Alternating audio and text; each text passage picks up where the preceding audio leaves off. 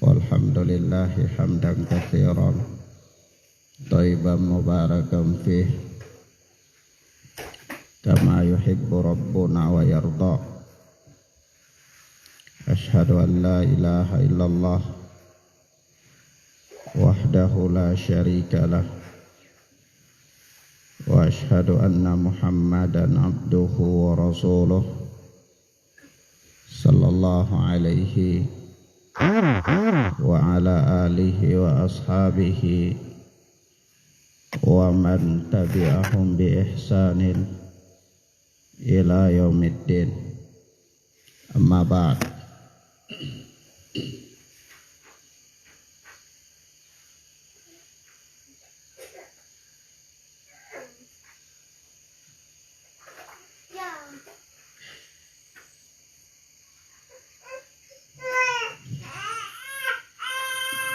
Ikhwan wa akhwat,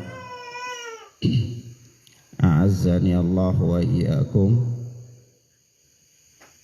Kita lanjutkan pelajaran kita dengan kitab Riyadhus Shalihin oleh Al-Imam Abu Zakaria Muhyiddin Yahya bin Syaraf An-Nawawi rahimana wa rahimahullah. Kita masih berada pada bab taubah, bab keterangan tentang hal-hal yang berkaitan dengan taubat. Kemarin atau pada beberapa pertemuan yang lalu kita telah berbicara tentang syarat-syarat taubat, di mana sebuah kemaksiatan atau suatu perbuatan dosa itu terklasifikasi menjadi dua bagian apabila dilihat atau ditinjau dari sisi syarat-syarat untuk bertaubat atau cara-cara untuk bertaubat. Yang pertama, sebuah kemaksiatan atau dosa itu berkaitan antara seorang hamba dengan Allah Tabaraka wa ta'ala semata-mata, yakni dosa antara dirinya dengan Allah, tidak ada kaitannya dengan hak-hak orang lain. Yang kedua adalah dosa yang antara dirinya dengan Allah dan ada kaitannya dengan orang lain. Iya, ada kaitannya dengan orang lain.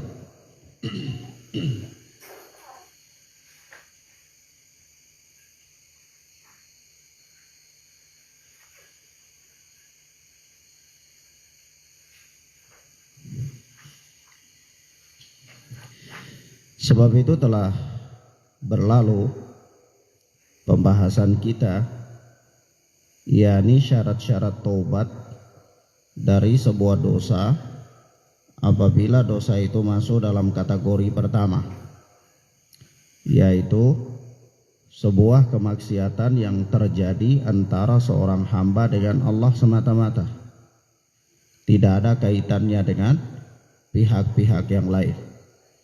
Ya, misal minum khamar, ya misal seorang lelaki menggunakan emas, atau misal menggunakan perhiasan emas, atau misal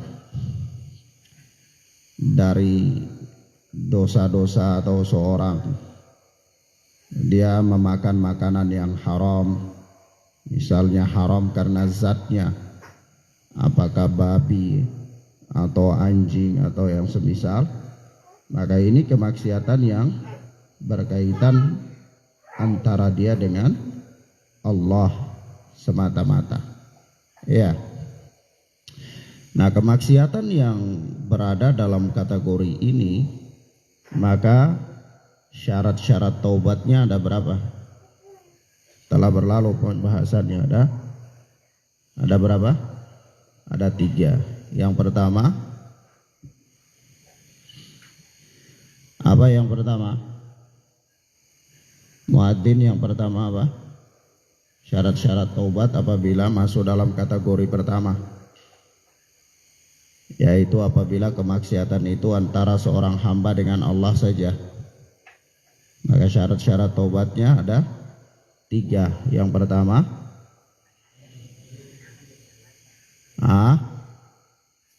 yang pertama apa? Apa?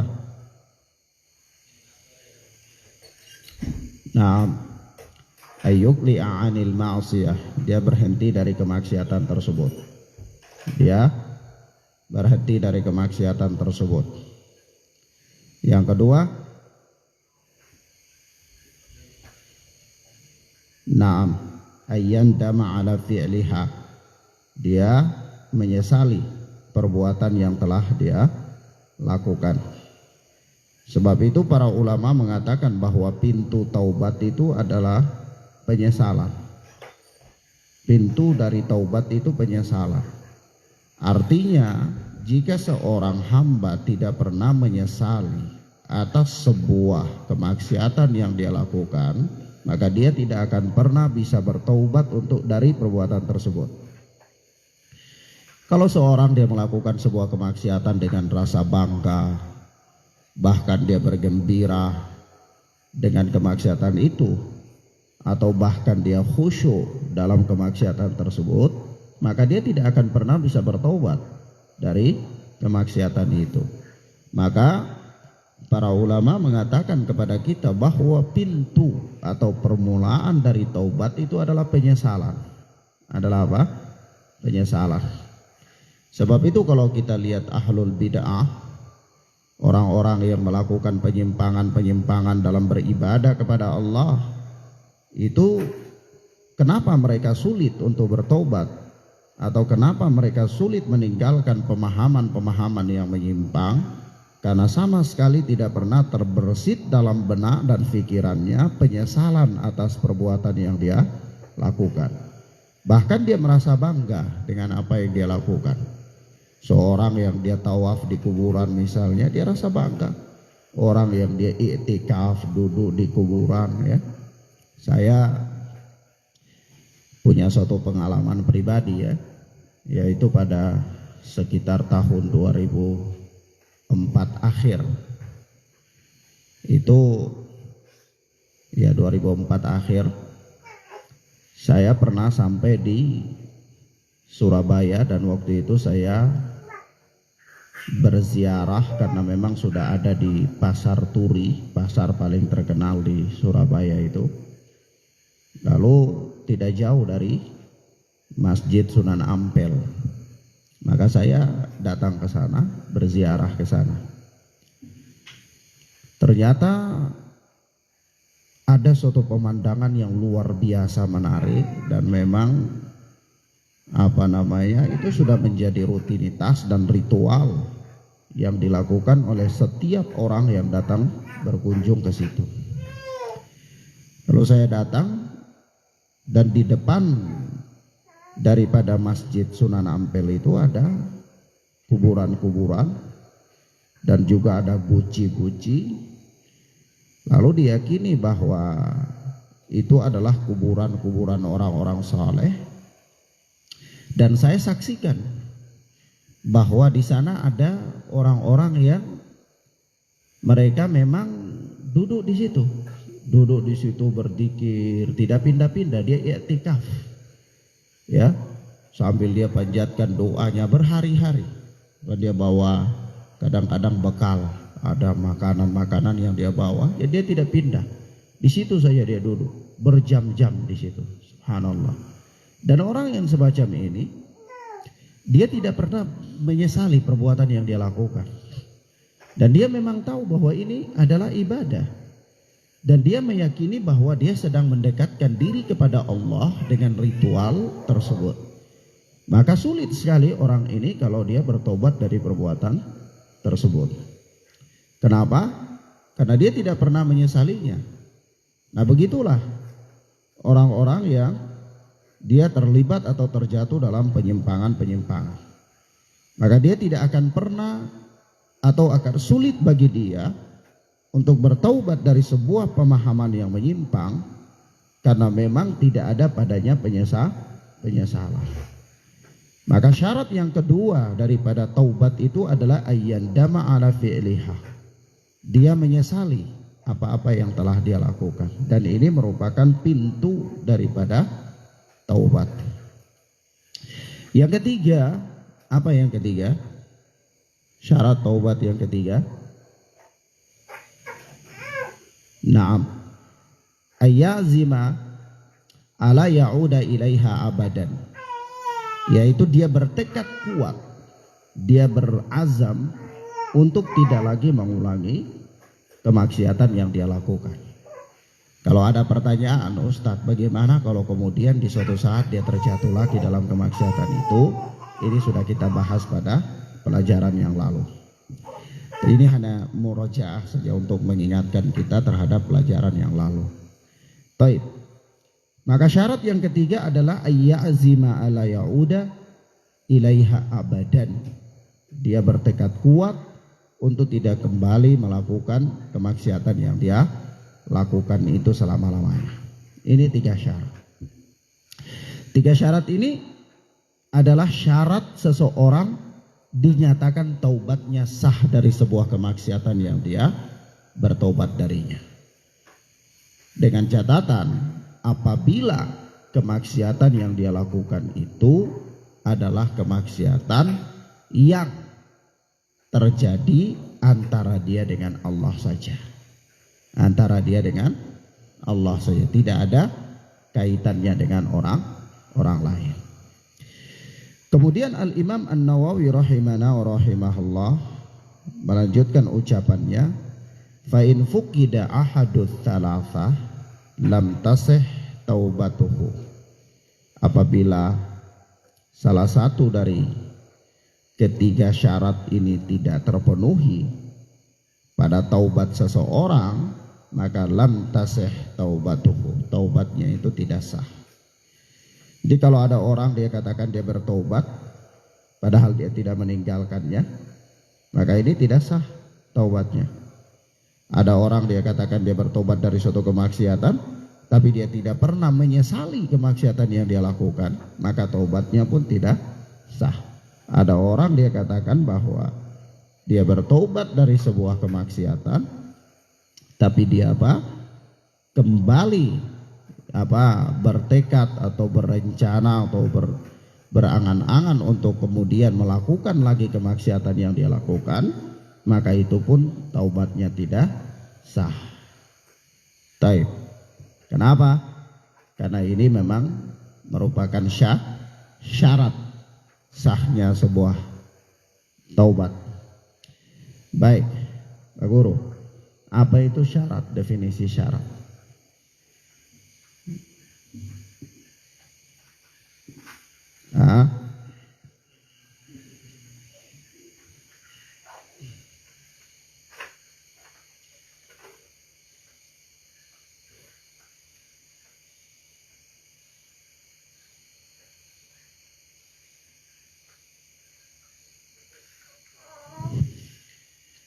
Syarat itu tidak sama dengan rumus Pitagoras ya.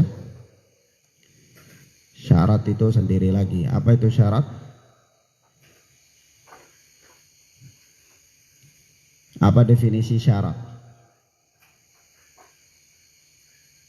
Nah, taib. Makanya kita agak lama kalau mau jadi fuqaha. Nah, belajar hari ini lupa yang kemarin. Ya. Nah, taib. Mau jadi ahli fikih agak susah. Apa itu syarat? Syarat itu adalah sesuatu yang apabila dia ada maka yang dipersyaratkan itu ada. Apabila dia tidak ada maka yang dipersyaratkan juga tidak ada. Itulah definisi syarat. Apa perbedaan syarat dan rukun? Muadzin, apa perbedaan syarat dan rukun? Nah, siapa bisa jawab ini perbedaan syarat dan rukun? Baik, Akhana Ja'far.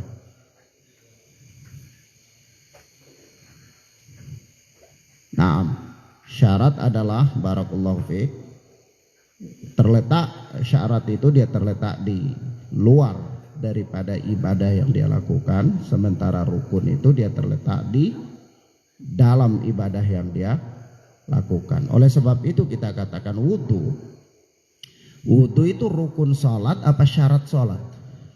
Syarat sholat. Kenapa?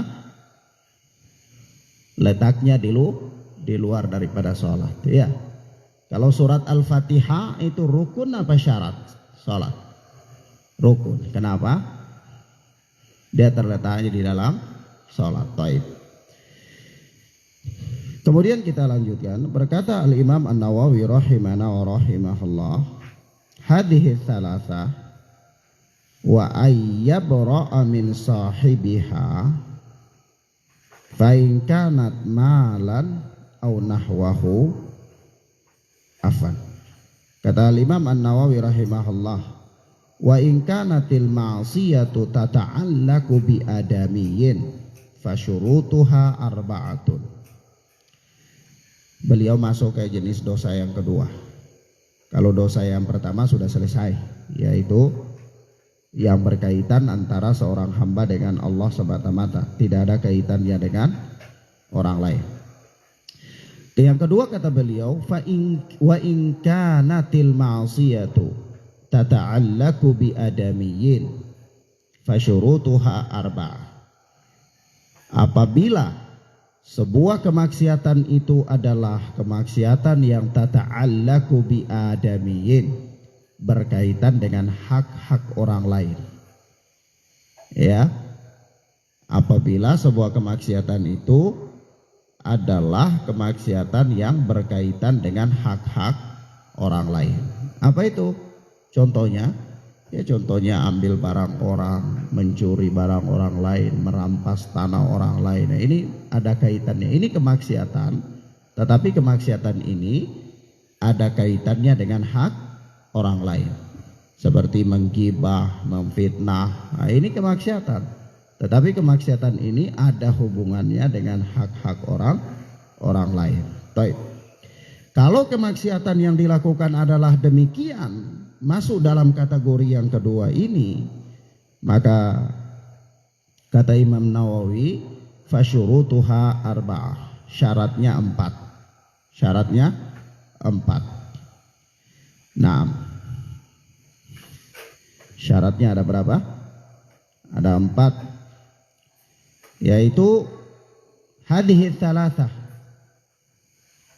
yang 3 ini syaratnya ada 4, yang 3 ini ya maksudnya adalah termasuk di dalamnya 3 syarat ini yang kita sudah sebutkan di atas. Kemudian wa ayyabra'a min sahibiha, dan tambah satu yaitu apa? Dia harus melepaskan diri dari hak yang terkait. Yani kalau ada haknya dengan orang lain, kalau dia mau bertobat dari sebuah kemaksiatan yang ada haknya dengan orang lain, maka dia harus melakukan 3 hal ini yang di atas, berhenti, menyesali, tidak mengulangi, kemudian tambah 1, yaitu melepaskan diri dari hak-hak yang terkait. Ya.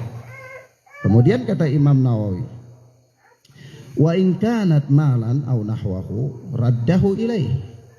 Kalau ternyata dosa itu berupa harta yang dia ambil atau yang semisal, maka raddahu ilaih, dia kembalikan. Jadi dia lakukan 3 hal, yaitu dia berhenti, dia menyesali, dia tidak mengulangi. Lalu kalau berkaitan dengan hak orang lain dan hak itu berupa harta, maka harta itu harus dia kembalikan. Paham ya?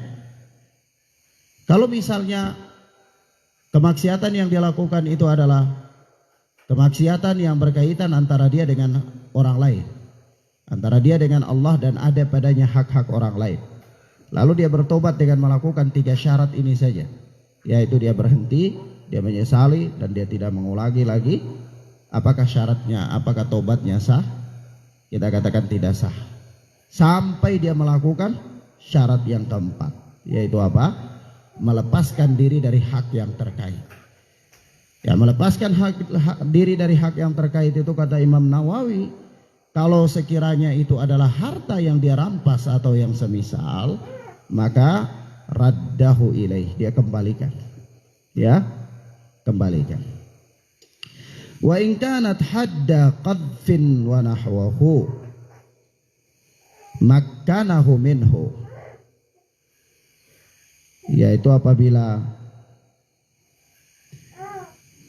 kemaksiatan itu adalah berupa tuduhan, ya, berupa tuduhan atau yang semisal, maka makkanahu minhu, ya, harus ditegakkan. Misalnya had, ya, hukum had berupa tuduhan, di dalam fikih itu kan ada, ya, telah berlalu di dalam kitab Bulughul Maram bagaimana penegakan hukum atas tuduhan, kasus-kasus tuduhan, ya. Orang-orang yang menuduh itu penegakan hukumnya apa kepada mereka, bagaimana harus mereka lakukan, apakah dia mendatangkan saksi atau bagaimana, ini ada dalam bab apa? Tuduhan.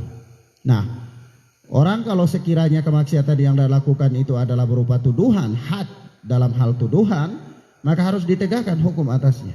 Harus apa? Ditegakkan. Kemudian autalaba afwah.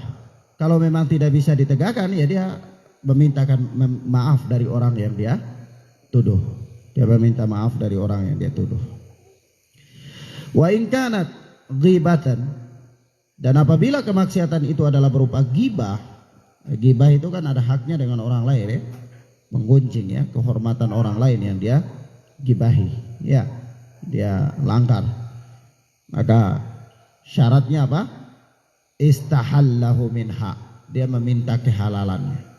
Meminta apa? Kehalalannya. Jadi kalau dia pernah menggibah seorang, menggibah fulan katakanlah, maka dia ingin bertaubat, dia harus melakukan 3 hal ini, yaitu apa? Berhenti, menyesali, tidak mengulangi, kemudian tambah 1, yaitu meminta kehalalan dari orang yang dia gibahi. Nah, pertanyaannya, Ustaz, kalau sekiranya dia meminta kehalalan, tapi akan terjadi kemudaratan yang lebih besar, ya, misalnya dia datang, ya akhi, dulu anak pernah gibah antum gini, terus orang itu marah, ya, bisa terjadi pertengkaran, ya. Apa yang harus dia lakukan? Ya, kalau memang kondisinya demikian, maka orang ini cukup bagi dia untuk menceritakan kebaikan-kebaikan orang tersebut, ya, sebagaimana dia pernah menggibahinya, ya. Dia menceritakan kebaikan-kebaikan orang tersebut sebagaimana dia pernah menggibahinya. Nah, paham, ya? Baik. Kita berikan catatan. Di sini ada satu hal yang tidak disebutkan oleh Al-Imam An-Nawawi rahimahullah di dalam kitab Riyadhus Shalihin ini. Tetapi kalau kita membaca kitab-kitab fikih atau kitab-kitab para ulama yang mengulas tentang permasalahan taubat, maka kita dapatkan di sana ada permasalahan yang lain. Ada permasalahan yang lain. Ya, kalau di sini kan permasalahannya 2 saja, kata yang diungkit oleh Imam Nawawi, yaitu kemaksiatan antara dirinya dengan Allah saja, kemudian kemaksiatan antara dirinya dengan orang, ada hak-hak orang lain dengan Allah, dan tentu ada hak-hak orang lain di dalamnya, ya. Nah, ada suatu permasalahan lain yang merupakan permasalahan cabang dari permasalahan taubat ini, yaitu apa? Kemaksiatan berupa penyebaran paham-paham yang sesat, ya. Kemaksiatan berupa penyebaran paham yang sesat. Kalau menyebarkan paham yang sesat itu kemaksiatan apa bukan? Ya, kemaksiatan. Ya. Nah, maka di sini, ya, kalau seseorang, pertanyaannya, seseorang dia pernah mengikuti sebuah aliran sesat. atau dia pernah mengikuti kelompok-kelompok yang sesat. Bagaimana dia bertaubat darinya? Atau dia pernah menjadi dai, ya, dia pernah menjadi dai dari kelompok-kelompok yang sesat. Lalu dia ingin bertaubat. Maka apa yang harus dia lakukan? Maka syaratnya ditambah satu lagi. Jadi ada 5. Ya, dia melakukan 3 syarat ini, 3 syarat di atas, yaitu berhenti, menyesali, dan berjanji tidak mengulangi. Kemudian tambah satu syarat yang lain, yaitu apa? Kalau dia hanyalah seorang pengikut saja, maka cukup. Ini cukup bagi dia untuk melakukan 3 hal ini saja. Artinya dia ini orang yang mengikuti paham sesat, tapi dia bukan dai, hanya sekedar pernah mengikuti paham sesat. Bagaimana dia berhenti? Ya, dia berhenti cukup dia melakukan 3 hal ini: berhenti, menyesali, dan berjanji tidak mengulangi lagi. Ya. Nah, tapi kalau dia adalah dai-nya atau orang yang turut andil dalam menyebarkan sebuah paham kesesatan, maka tambah satu, yaitu apa? Dia harus menyebarkan bantahan-bantahan terhadap paham sesat itu. Ya. Nah, jadi misalnya dia itu pernah mengikuti sebuah kelompok sesat, lalu dia tinggalkan kelompok sesat itu. Ya, dia bertobat, dia katakan saya sudah bertobat. Bagaimana dia bertobat? Yang dia tinggalkan, dia menyesali, dia tidak mengulangi lagi. Itu saja. Apakah sudah cukup? Kita katakan belum cukup. Karena Anda dulunya adalah dai dalam menyebarkan kesesatan, maka Anda sekarang harus menjadi dai dalam membantah kesesatan itu. Itu syarat. Itu apa? Syarat. Kalau dia katakan, oh tidak Ustaz, saya sudah bertobat. Bagaimana cara taubatnya? Dia berhenti, dia menyesali, dia tidak mengulangi lagi. Itu saja, maka kita katakan taubatmu belum diterima. Ya, taubatmu belum diterima. Sampai engkau melakukan yang keempat, yaitu apa? Menjadi dai dalam membantah paham kesesatan yang pernah engkau sebarkan tersebut. Ya. Nah. Baik. Pendapat permasalahan ini disebutkan panjang lebar oleh Al-Allamah Ibnu Qayyim Al-Jauziyah di dalam kitabnya Madarijus Salikin. Kemudian selanjutnya kata Imam Nawawi rahimana wa rahimahullah,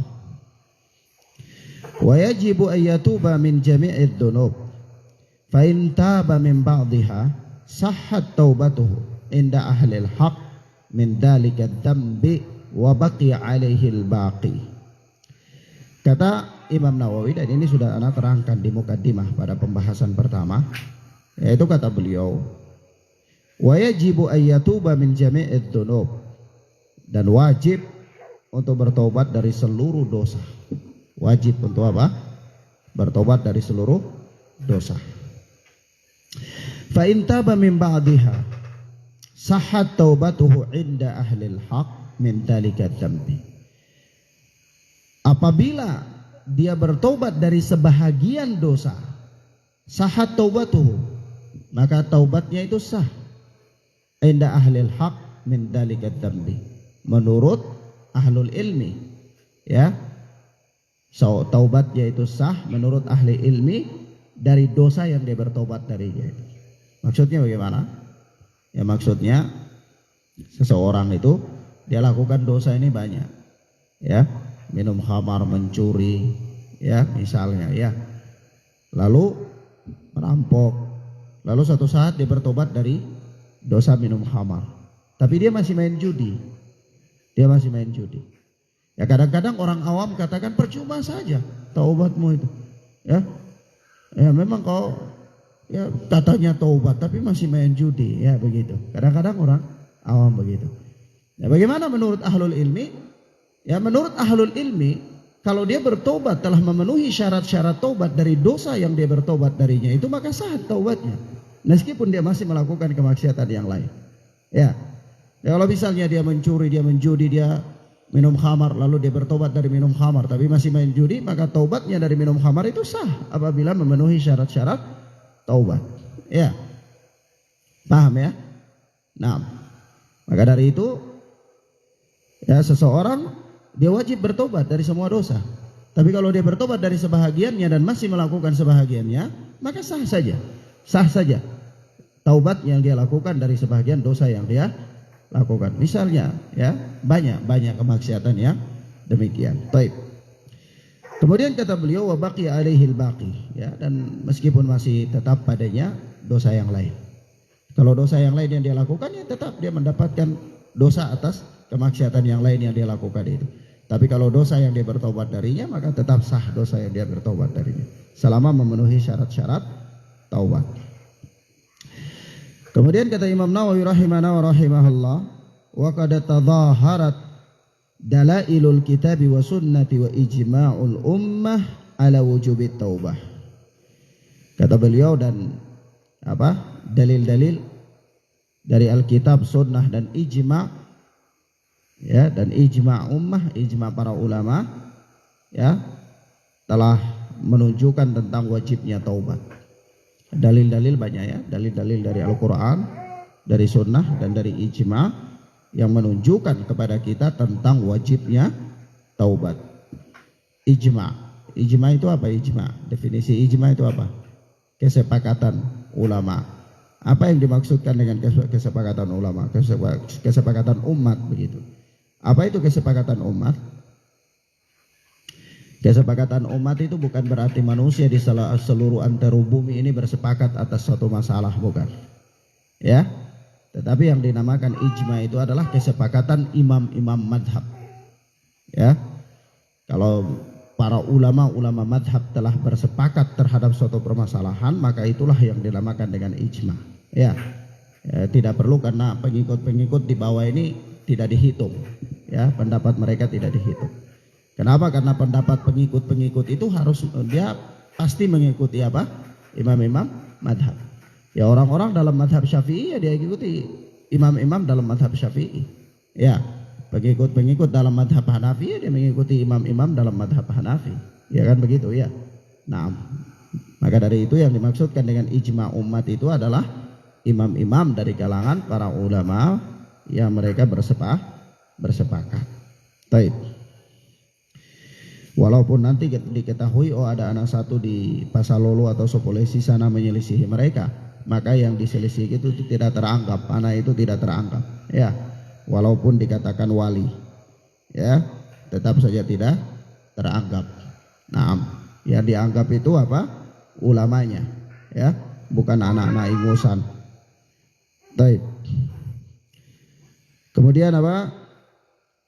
Kata Imam An-Nawawi rahimahullah, kalau Allah Ta'ala, Allah yang maha tinggi berfirman, wa tubu ilallahi jami'an ayyuhal mu'minun la'allakum tuflihun, dan bertobatlah kalian semua, ya, kepada Allah, wahai orang-orang yang beriman, la'allakum tuflihun, agar kalian beruntung, Surat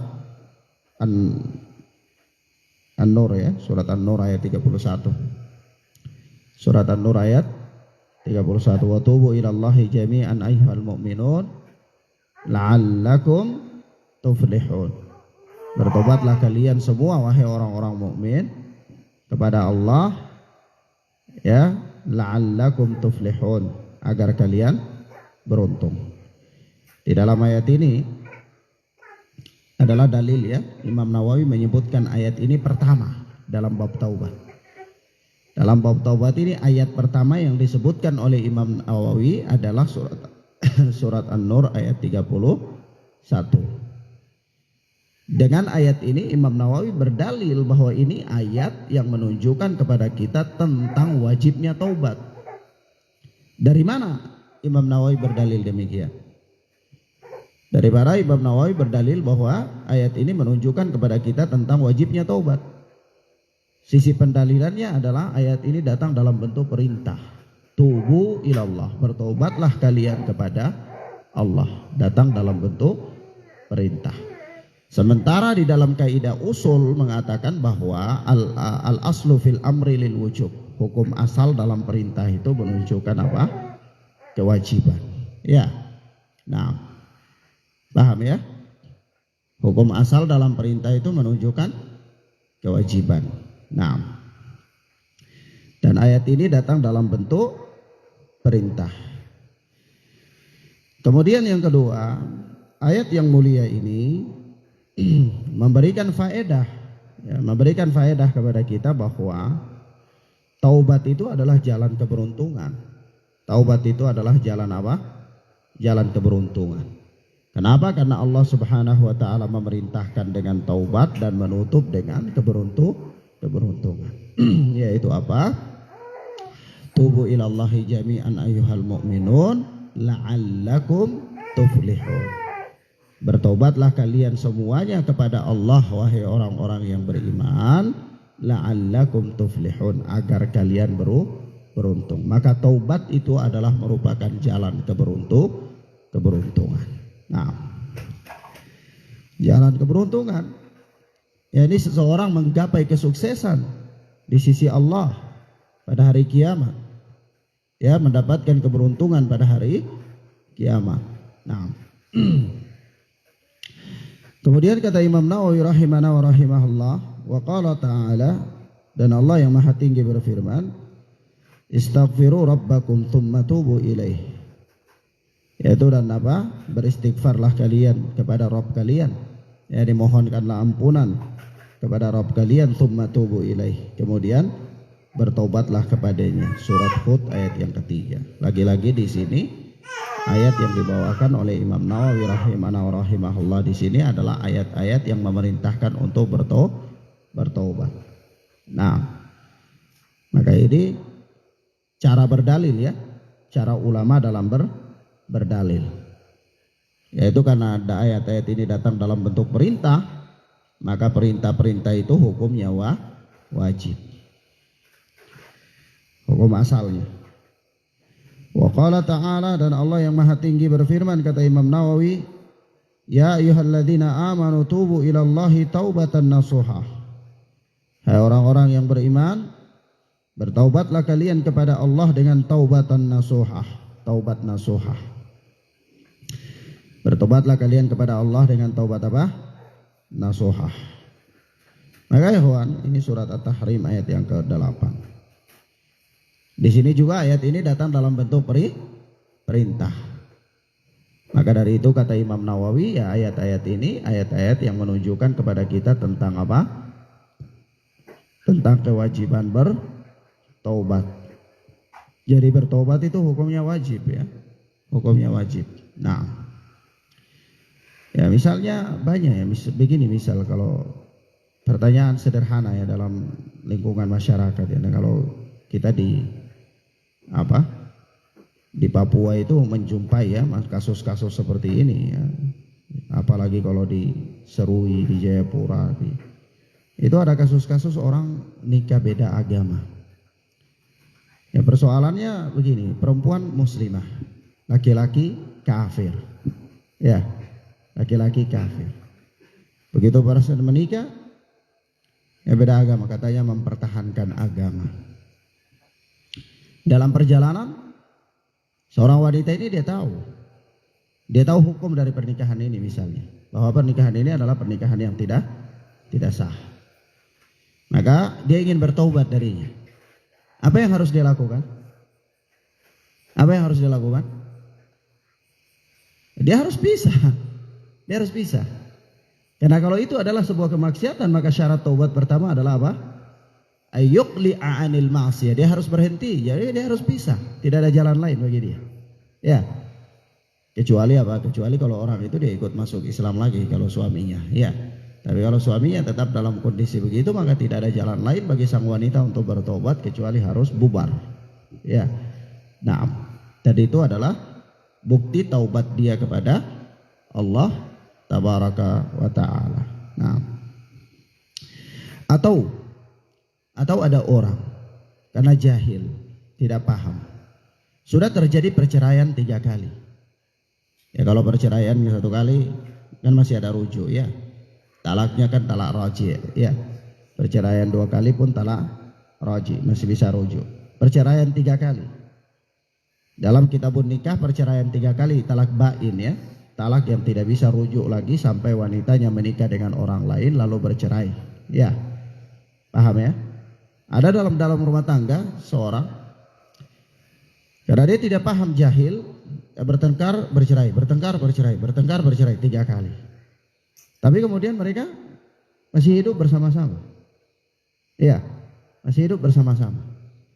Suatu ketika sampai kepada mereka keterangan bahwa perceraian 3 kali dengan kasus-kasus atau kondisi yang mereka lakukan dinyatakan secara hukum bercerai, apa yang harus mereka lakukan? Apa yang harus mereka lakukan? Hah?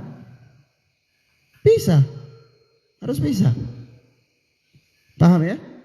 Harus bisa. Tidak ada jalan bagi mereka untuk tetap bersama, tidak ada jalan. Sampai wanita itu dia menikah dengan orang lain dan mungkin dengan takdir Allah, bukan mungkin ya. Lalu berjalan pernikahannya, lalu Allah menakdirkan untuk mereka berpisah dengan lelaki yang kedua, maka boleh lagi kemudian dia menikah dengan lelaki yang pertama, mantan suaminya.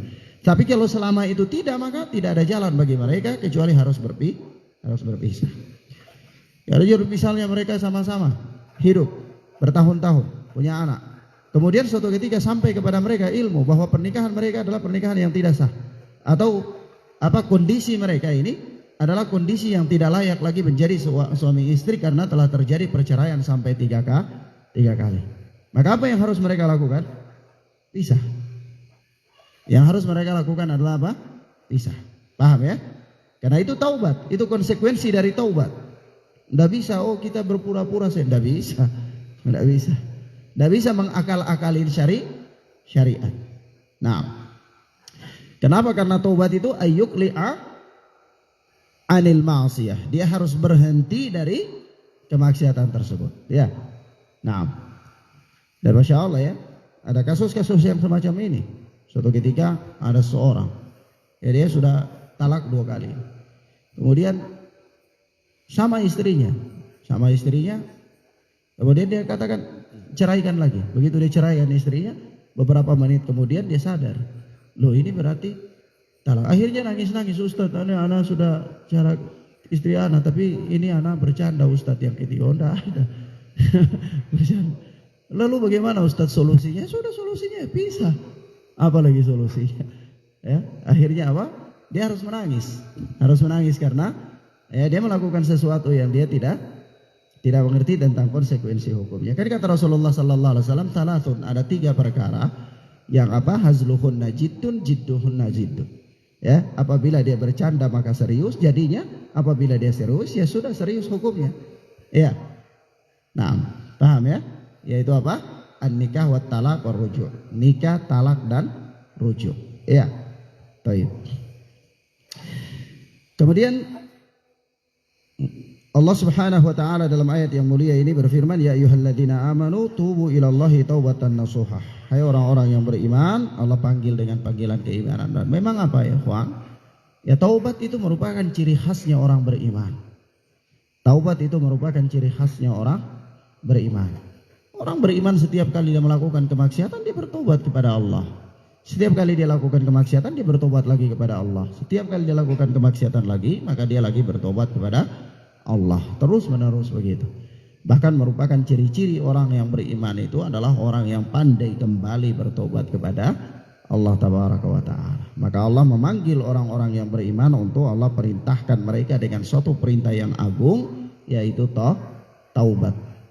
Kata Allah, ya ayyuhalladzina amanu tubu ilallahi taubatan nasuha. Hai orang-orang yang beriman, bertaubatlah kalian kepada Allah dengan taubatan nasuha. Apa itu taubat nasuha? Para ulama berselisih pendapat tentang pengertian taubatun nasuha. Sebagian orang mengatakan bahwa nasuha itu nama seorang. Dulunya ada seseorang yang kemudian dia bermaksiat kepada Allah, lalu dia bertobat dan taubatnya diterima. Maka orang-orang yang taubatnya bertobat dengan taubat yang serius yang diterima itu namanya taubatun nasuha. Tetapi ya kisah ini tidak sahih, kisah yang lemah. Ya, nah singkatnya taubatun nasuha itu taubat yang serius, sungguh-sungguh, taubat yang memenuhi syarat-syarat taubat. Nah, wallahu a'lam bissawab. Baik, demikian akhwana fiddin azanillah wa iyyakum. Kita cukupkan pelajaran kita sampai di sini. Yaitu kita masih berada pada pembahasan awal dari bab taubat. Dan insyaallah ta'ala kita telah membaca ayat-ayat yang disebutkan oleh Al-Imam An-Nawawi rahimahullah dalam bab ini, dan insyaallah ta'ala pertemuan berikutnya kita masuk pada hadis-hadis ya di dalam bab taubat. Hadanallahu wa iyyakum wa barakallahu fikum. Allahumma yassir lana wa la tu'assir alaina. Allahumma barik lana fima a'tait. Wassallallahu ala nabina Muhammad wa ala alihi wa sahbihi wa sallam. Subhanakallahumma bihamdika asyhadu an la ilaha illa anta astaghfiruka wa atubu ilaik. Wassalamualaikum warahmatullahi wabarakatuh.